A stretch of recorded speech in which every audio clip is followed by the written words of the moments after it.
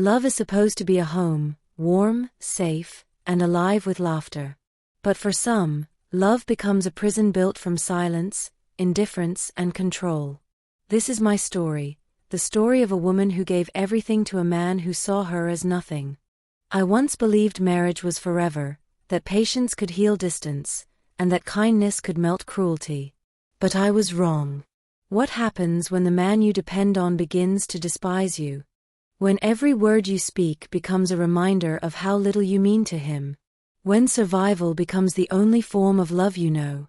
My name is Anna, and this is how I lost my husband, and found myself, in the ruins of a love that was never really love at all. When I married Daniel, I thought I was stepping into forever. I was 24, shy, hopeful, and poor. He was 31, confident, successful, and everything I wasn't. I remember thinking I was lucky. Looking back now, I realize luck has nothing to do with love. I came from a family that never had enough, not enough money, not enough affection, not enough time to dream. When Daniel asked me to marry him after a year of dating, I didn't hesitate. He was kind then, or at least I thought he was. He bought me flowers every Sunday, always remembered my favorite coffee, held my hand when I was nervous. But people change. Or maybe they simply remove the mask they wore while winning your heart. The first time I saw the shadow behind his eyes was 3 months after our wedding. I had accidentally overcooked the pasta, a simple, stupid mistake. He didn't shout. He didn't hit me.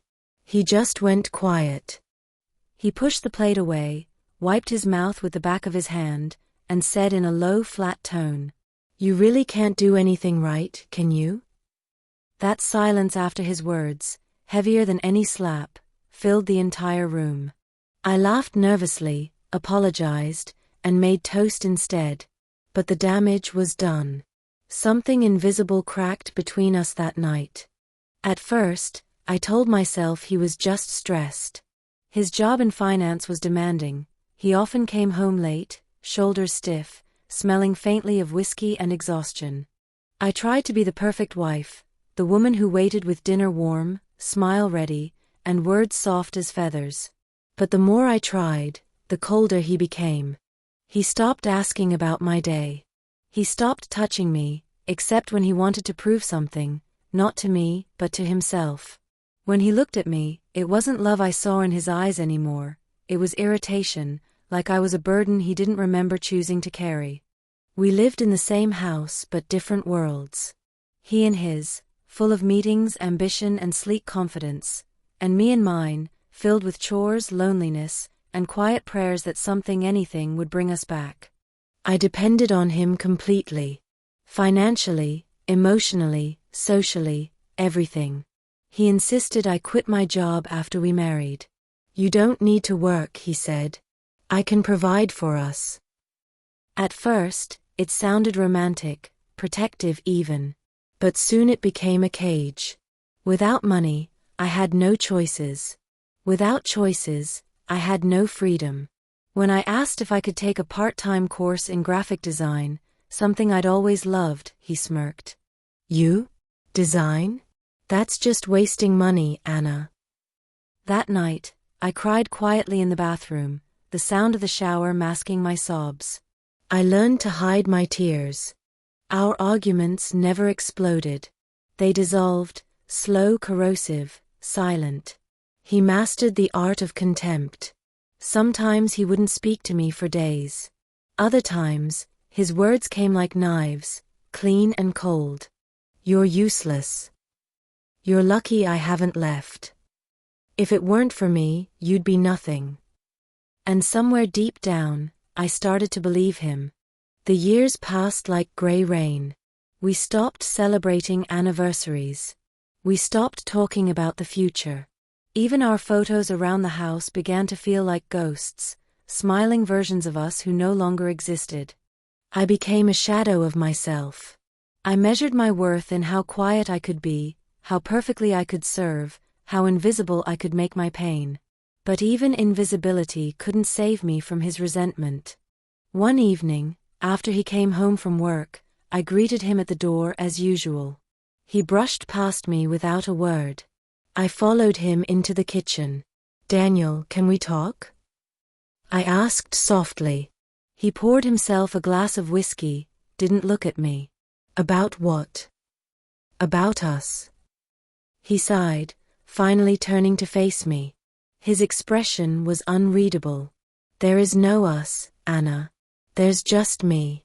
You're here. That's all." Something inside me broke that night, quietly, without sound. I didn't shout. I didn't cry.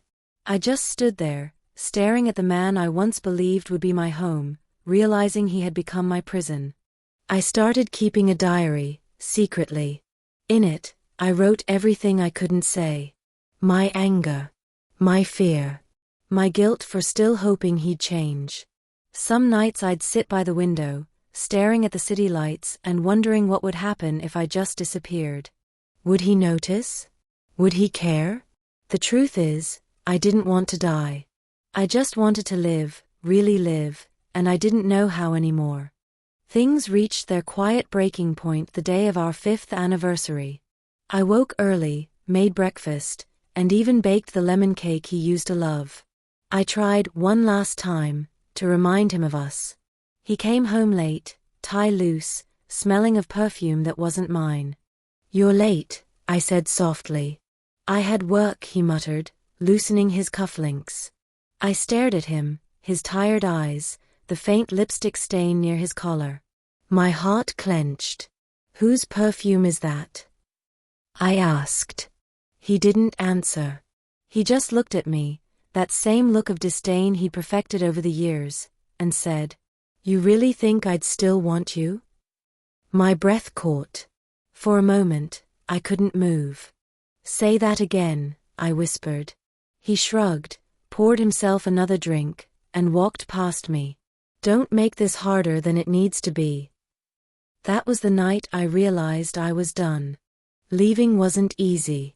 I had no job, no savings, and no one I could truly call a friend. I had built my world around him, and now that world was collapsing. But something inside me, small, fragile but fierce, refused to die. The next morning, while he was at work, I packed a single suitcase. A few clothes, my diary, and a photo of my parents. That was all I took from the house that had once held my dreams. When he came home to find me gone, he didn't call. He didn't text. He didn't ask where I went. And that silence, that absolute indifference, was the final wound. I stayed in a small rented room above a bakery. The owner, a kind older woman named Mrs. Lean, offered me work cleaning tables and helping with customers. It was the first time in years someone looked at me and saw a person, not a burden. Every morning, I'd wake up to the smell of fresh bread and coffee, and for the first time in a long time, I felt something close to peace. But healing is slow. Every night when I lay down, I'd hear echoes of his voice in my head, the words that had shaped me for so long. "You're nothing without me." And sometimes, I almost believed it. Then one afternoon, as I was serving coffee, I saw him through the window. "Daniel." He was walking by with another woman, young, confident, laughing. His hand rested on her back, the same way he used to touch me. He didn't see me. Or maybe he did and chose to look through me, as he always had. For a moment, my chest tightened, and I thought I'd collapse. But then something strange happened. I realized I didn't feel anger, not really. What I felt was emptiness, and then release. He was still the same man. And I was no longer the same woman. The divorce papers came a few weeks later. He filed them himself, neatly typed, emotionless. I signed them without hesitation. When I handed the papers back to the courier, my hands trembled. It felt like closing a book I had read too many times, painful, yet necessary. That night, I walked to the river near my small apartment. The city lights shimmered on the water. I took off my wedding ring, stared at it for a long time, and then threw it into the current. It disappeared instantly. And with it, so did the last illusion of who I used to be. It's been 2 years since the divorce. I still work at the bakery, but now I also take night classes in design, the dream he once mocked. I have my own small portfolio, my own small apartment, and most importantly, my own name again. Sometimes people ask me if I regret marrying him. I always say no. Because from him, I learned the most important lesson. I have my own small portfolio, my own small apartment, and most importantly, my own name again. Sometimes people ask me if I regret marrying him. I always say no. Because from him, I learned the most important lesson. Love without respect is not love. Dependence is not devotion. And silence can destroy more than anger ever could. I still carry scars, invisible, deep, and real. But every morning when I open the bakery door, smell the bread, and hear laughter from strangers, I remember that I survived. And survival, I've learned, is its own quiet kind of victory. A month ago, I saw Daniel again, by accident. He was sitting alone at a cafe, staring at his phone. His hair had thinned, his eyes hollow. For a moment, our eyes met. He looked surprised. Maybe even regretful. I smiled, a small genuine smile, then walked away. He called after me once, softly, "Anna." But I didn't turn back. Because for the first time, I didn't need to.